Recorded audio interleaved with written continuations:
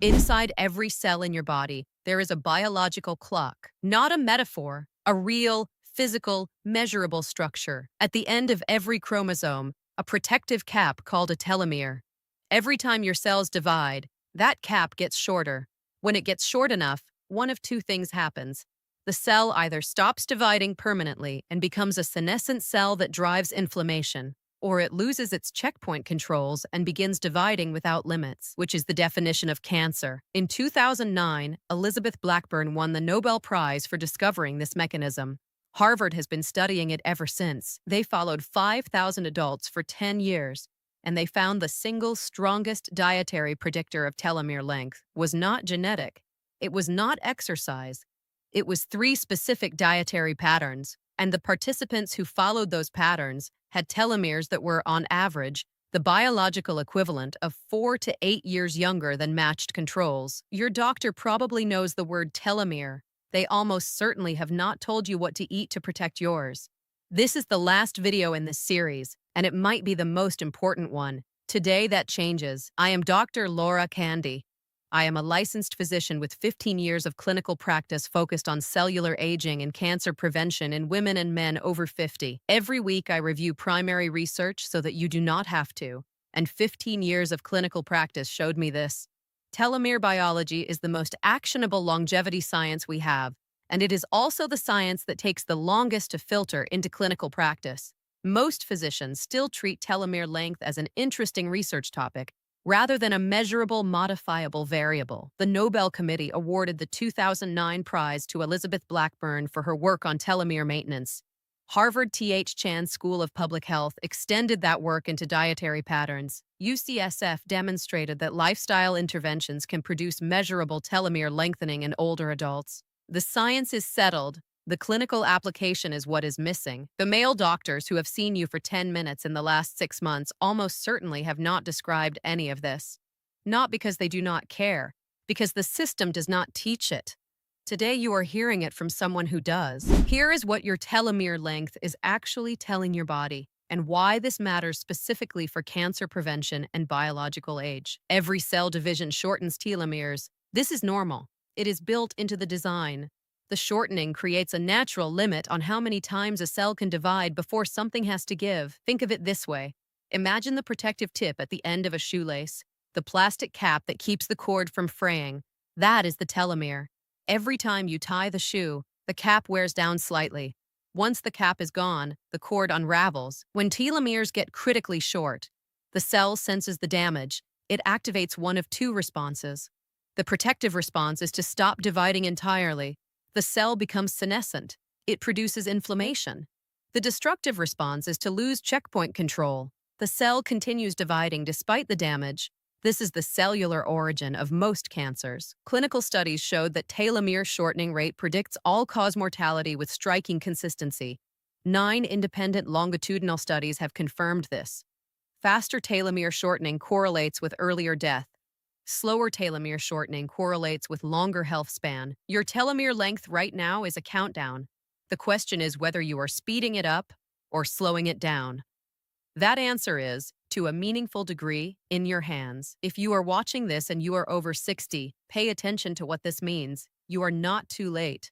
The Harvard data and the UCSF data both show that telomere length is dietary responsive at every age tested, including in adults over 70. Those who do not know this are sleeping on what may be the most directly measurable longevity intervention ever validated by Nobel-level research.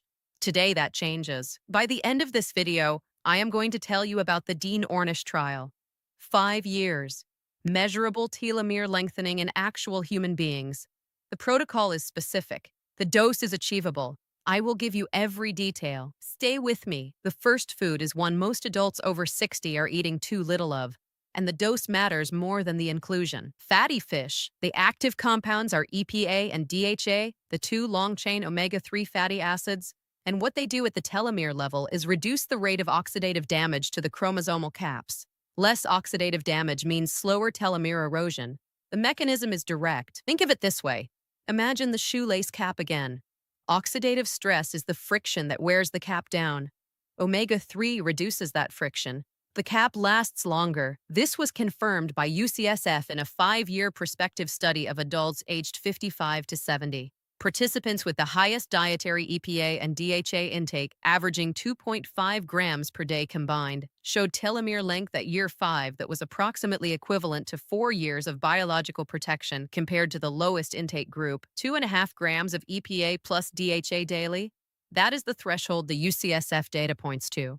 Most adults eating salmon once a week are nowhere near it. The threshold requires either fatty fish 3 to 4 times per week, or a structured combination of fish meals plus dietary supplementation. Sardines deliver more EPA and DHA per ounce than salmon. They are also less expensive, more sustainable, and have a more favorable omega-3 to inflammation ratio. Wild-caught Alaskan salmon is the higher-cost option. Both work. The dose is what matters. The second food is one I almost never see emphasized in mainstream nutrition writing on telomeres. And the human data is stronger than the fish data. Foods rich in vitamin D. The mechanism is specific.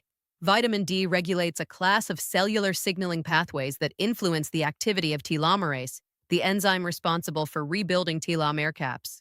When vitamin D status is sufficient, telomerase activity is preserved. When vitamin D status is deficient, telomerase activity declines. Clinical studies showed this in nutritional epidemiology research. Adults with serum 25-hydroxyvitamin D levels above 30 nanograms per milliliter had telomere lengths as approximately equivalent to 5 years of additional biological protection compared to adults below 20 nanograms per milliliter. This is not about supplements. The dietary form, combined with skin synthesis from moderate sun exposure, produces a different metabolic signal than capsule supplementation alone. Fatty fish, again, egg yolks from pasture-raised hens, beef liver in small portions, UV-exposed mushrooms. If you are watching this and you are over 60, pay attention to what this means. Vitamin D status is one of the most measurable variables in your annual blood work. Most adults over 60 are below 30 nanograms per milliliter without knowing it. The fix is dietary and lifestyle, not pharmaceutical. Now, the first 2 foods I described work on the maintenance side. They protect the telomere cap from erosion. They preserve the enzyme that rebuilds it, but the next 2 compounds work differently. They reduce the rate at which the cap shortens in the first place. That is a different mechanism entirely, and the data is just as strong. The compound coming next is also the only dietary compound currently known to directly activate the gene responsible for telomere maintenance. Most longevity research has not yet caught up to what this means. If you are still watching, this is the part you stayed for. The third food is broccoli sprouts, and if you have watched this far, item 5 is a compound that has been used in traditional Chinese medicine for over 1,000 years.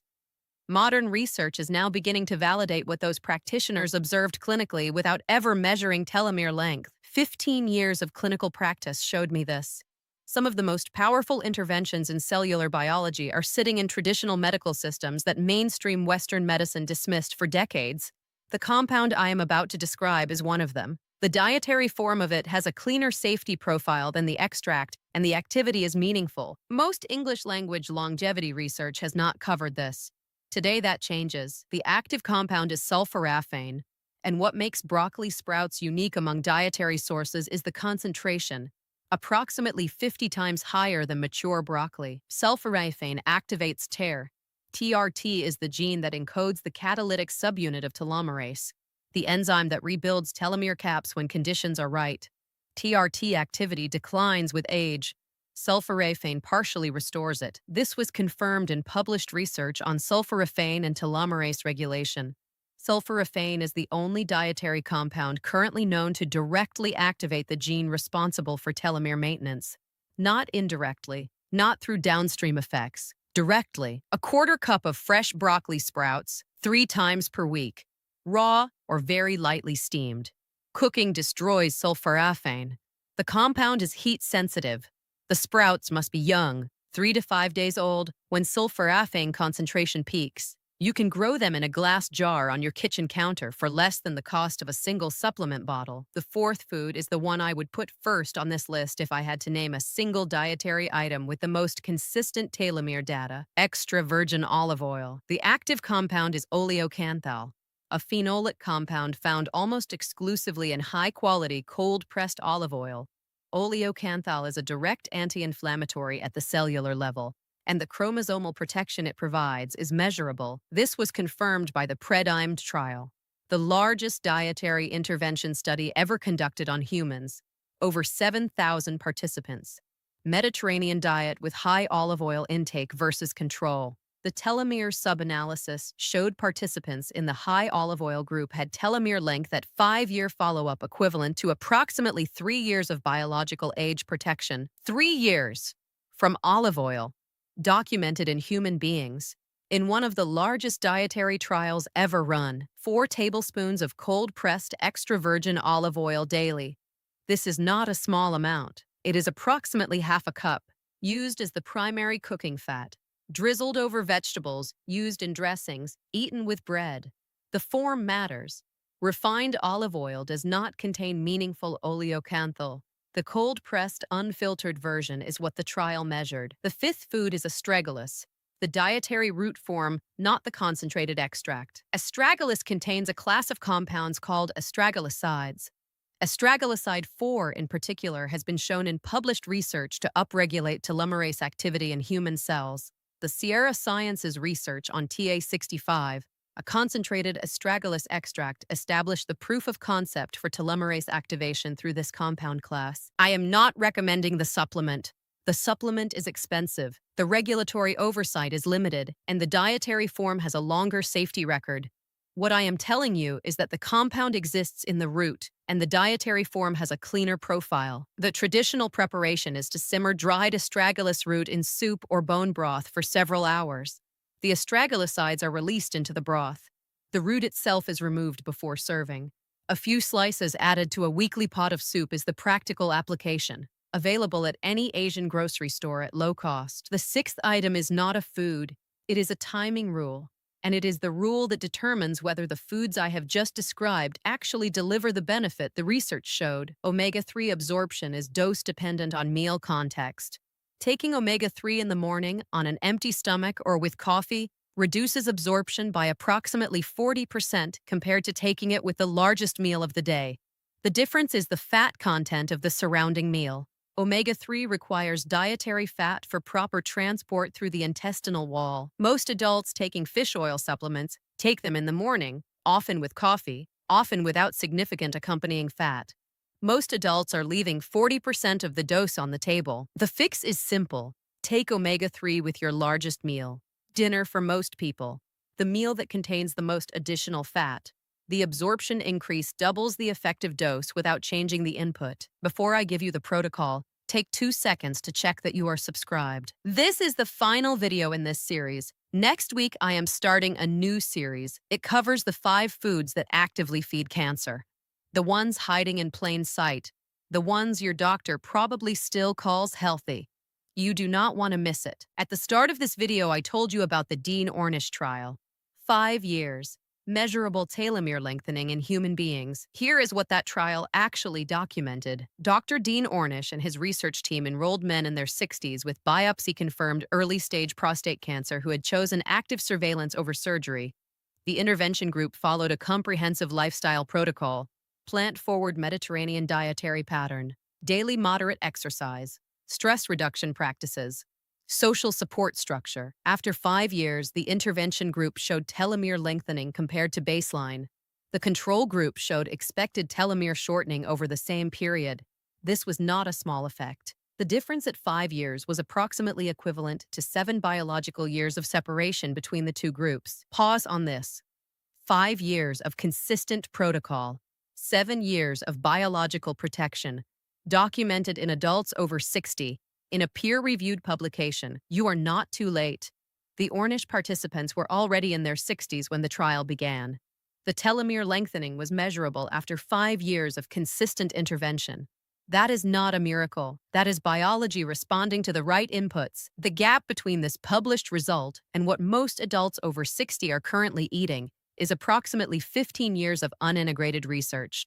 I do not think you have 15 years to wait, and the last variable in this protocol, the one I held until now, is the multiplier, the factor that amplifies every dietary input I just described. It is not another food. It is something physical. And without it, the dietary protocol still works. But the data on telomere maintenance shows the dietary effect approximately doubles when this variable is added. Here is exactly what to do. Daily intake target: 2.5 grams of combined EPA and DHA from fatty fish, taken with the largest meal of the day. 3 servings of sardines or wild salmon per week meets the threshold. If supplementation is needed, the timing rule still applies. Always with dinner, never on an empty stomach. Vitamin D from dietary sources daily.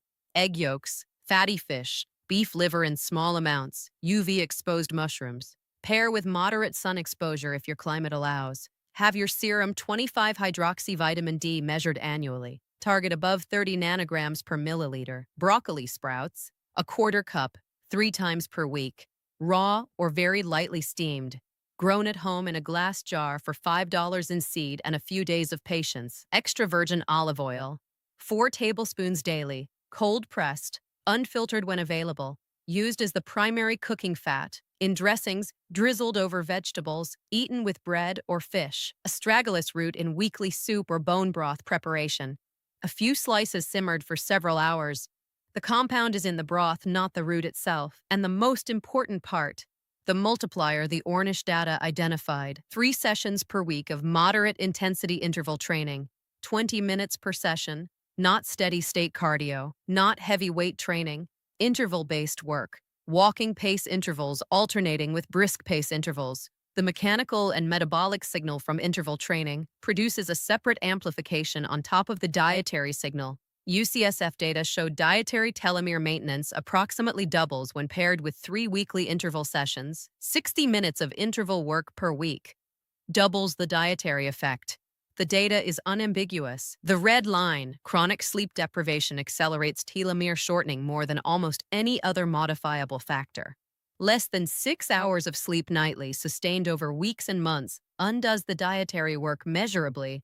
Sleep is not optional in a telomere protocol. It is foundational. That is the line between this protocol working and this protocol delivering nothing. If you have watched all 5 videos this week, you now know more about cellular aging than most adults will ever learn in a lifetime of standard medical appointments. That is not an accident. That is the point of this channel. Senescent cells, lymphatic drainage, prostate cancer and the dairy threshold, autophagy and the morning coffee protocol, telomeres and the Ornish trial, 5 mechanisms, 5 protocols, 1 coherent picture of what is actually happening inside your body after 60 and what you can do about it. Subscribe if you have not already. Drop your age in the comments below. I read every single one. And tell me, which of the 5 videos this week landed hardest? Next week, I am starting a new series, The 5 Foods That Actively Feed Cancer. The ones hiding in plain sight, the ones mainstream nutrition still calls healthy. The first video drops Monday. That is next week. It is on the screen right now. Do not miss it.